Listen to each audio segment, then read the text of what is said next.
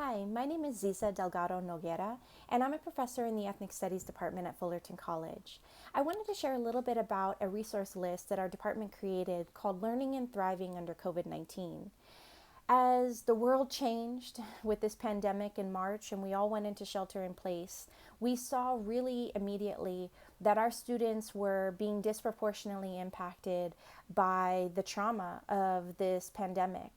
And so what we started to do was collect and compile these resources that we were coming across into one place, because we wanted to make it as easy as possible for students and their families to be able to identify what resources our campus was providing, resources from Orange County, but also remind them and provide one place where they could find information on how to file unemployment claims,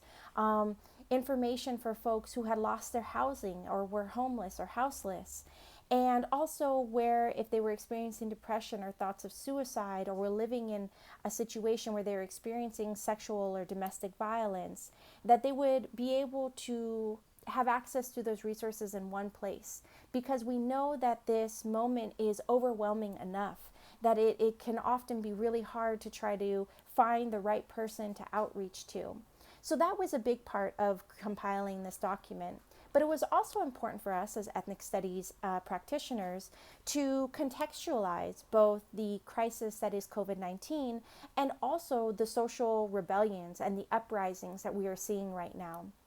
So this document has both of those elements to it. And when contextualizing the social protests and COVID-19, it was important for us to provide resources directly related to that, but also resources on how to find joy, things that people are doing for their well-being, what you can do